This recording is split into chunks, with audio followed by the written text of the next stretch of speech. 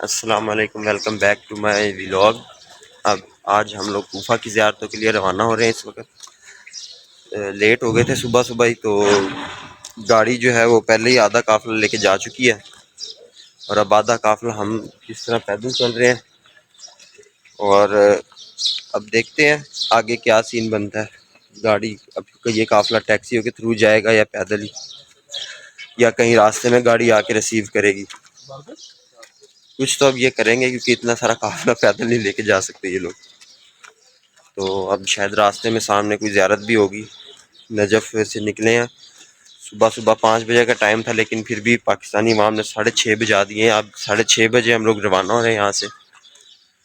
کچھ لوگ پہلے ہی جا چکے ہیں اور اب ہم نکل رہے ہیں، تو آپ کو تمام زیارتیں ساتھ ساتھ کروائیں گے انشاءاللہ۔ ہمارے ساتھ جڑے رہیے اور لائک شیئر اینڈ سبسکرائب کر لیجئے شہری ہاشمی ولاگس کو، اور press the bell icon to all option, تاکہ آپ کو سب کچھ جو ہے وقت پر جیسے ہی اپلوڈ ہو ساتھ ہی ملتا رہے۔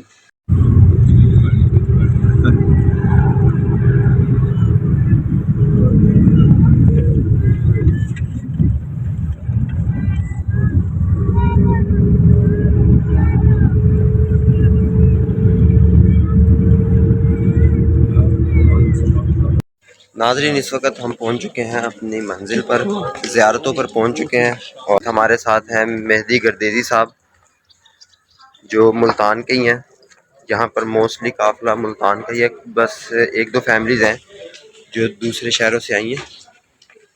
کوفہ دے وچ اسی اس ٹائم ہے نا، کوفہ شہر میں باب المراد زیارت ہے یہ، ماشاءاللہ بچ گئی پورا پرا ڈٹھے رہ گیا اتنا ویکھے کہ نہیں بھی راہ کی آندا پیے۔ ناظرین، حضرت بی بی ختیجہ الکبریٰ کا روزہ۔ السلام علیکہ یا ختیجہ بنت امیر المومنین۔ کہتے ہیں کہ خدا بندے مطابق جب کسی انسان کی بھلائی کا ارادہ رکھتا ہے، جب خدا چاہے کہ میں اپنے بندے کے ساتھ کچھ اچھا کروں، تو وہ اس کے دل میں محبت حسین پیدا کر دیتا ہے۔ سبحان اللہ۔ اور خدا جس کا چاہتا ہے کہ اس سے میں کوئی تعلق نہ رکھوں، تو خدا بندے مطال اس کے دل سے محبت حسین نکال دیتا ہے۔ سب سے پہلے آپ ذہن میں یاد رکھیں کہ آپ کوئی عام شخصیات نہیں ہیں۔ کچھ لوگ پہلے آئے ہوئے ہیں، کچھ 2-3 دن سے ہیں جو زیارتیں کر رہے ہیں۔ یہاں زیارت پر آنے کے لیے 6 امام سے لے کر 7ویں امام سے 12واں امام یہ خواہش کرتے رہے کہ کاش یہ نانے کی امت مہلت دے اور ہم زیارت حسین کر سکیں۔ 6 امام کے بعد کوئی امام ظاہری طور پر زیارات کو نہیں آ سکا۔ دیکھیں ائمہ تحرین کی حسرت تھی، کاش ہمیں بھی ایسا موقع ملتا، ہم بھی اپنے دادا حسین کی زیارت کو جاتے۔ اور کچھ مومنین دیکھیں ہر کے اندر خواہش ہوتی ہے، ہر کسی کا دل کرتا ہے کہ ہم اپنی باتیں مولا سے جا کے کریں، اپنے دل کے احوال اپنے مولا کو سنائیں۔ لیکن روایات میں ملتا ہے کہ جب بھی زیارت پر جاؤ نا، وہاں پر جا کر مانگو کچھ نہیں۔ ابھی ایام مخصوص چاہتے ہیں مولا علی علیہ السلام کے، مولا علی علیہ السلام فرماتے ہیں کہ اے خدا میں تیری عبادت جنت کے شوق میں نہیں کرتا، یہ عبادت نہیں تجارت ہے، نہ میں دوزخ کے خوف سے کرتا ہوں، یہ عبادت نہیں غلامی ہے۔ اگر تو آپ جنت کے لیے آئے ہیں نا، تو پھر یہ زیارت نہیں ہے۔ جنت کا وعدہ تو حسین کی ماں پہلے ہی کر گئی تھی۔ جنت کے عوض اس زیارت کو نہ تولے، اس زیارت کا بہت اہمیت اور شرف ہے، اور نہ دوزخ کے خوف سے کریں۔ وہ امام نے وعدہ کیا ہوا ہے کہ میں اپنے مومنین کی بخشش کروں گا، میں اپنے شیعہ کی بخشش کروں گا۔ کو کیا کہتے ہیں، زیارت کرواتے ہیں مقام ابراہیم کی۔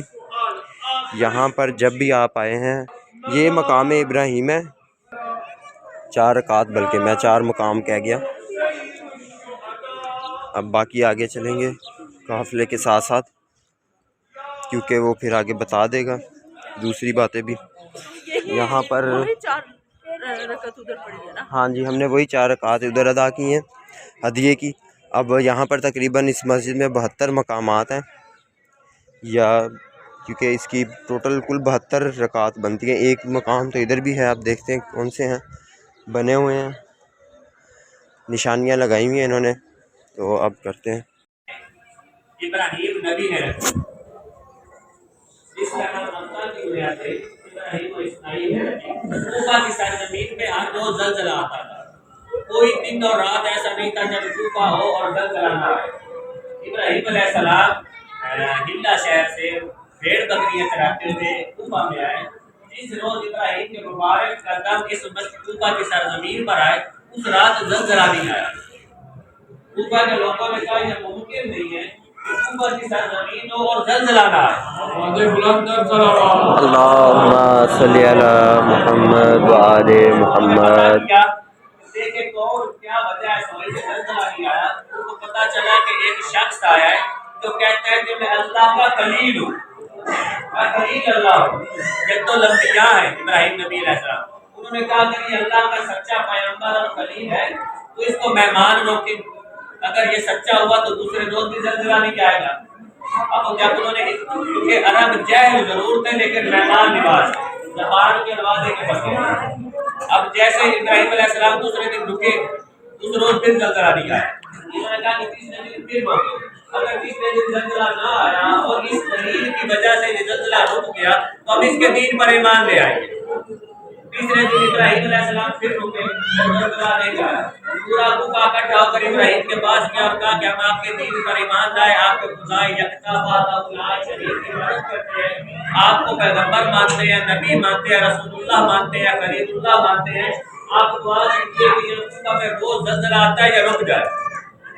इब्राहिम ने दस्ते दुआ बुलाने के लिए अल्लाह ने दुआ कबूल फरमाई। कहा कि इब्राहिम इस सरजमीन बहुत गुनाह हो चुके हैं।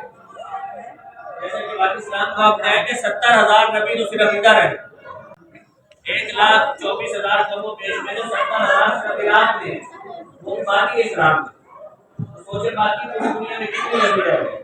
इसलिए यहाँ पे हर नबी को जब भी अल्लाह के नेक बंदे आते बाद को पागल कहते, बाद को मजबूर कहते, बाद को कत्ल कर देते, बाद को जिला वतन कर देते, हत्ता कि हमारे रसूल खुदा को भी पत्थर मारे गए। वजह क्या थी? तबलीग इस्लाम। जब भी कोई नेक इंसान की तरफ आता है उस पर जुल्म करे। अब इब्राहिम की दुआ कबूल हुई थी, अल्लाह ने फरमाया कि इब्राहिम जो रोज जलजला आता था वो नहीं आएगा, लेकिन इस सरजमीन पर जुल्म हुए हैं, ये जमीन नीचे से आज भी कांपती है, ये नीचे से आज भी कांपती है, 24 घंटे कांपती रहती है सरजमीन। इब्राहिम की दुआ कबूल हुई होगी। अब इब्राहिम ने कहा कि मेरी ख्वाहिश है कि मैं अपने खुदा का घर बनाऊं। तो इन्होंने कहा कि हम आपको जमीन तोहफे में देते हैं। इब्राहिम अलैहिस्सलाम क़यामत तक के लिए कमाल बात कर गए। इब्राहिम ने कहा खुदा मेरा बनाना मैंने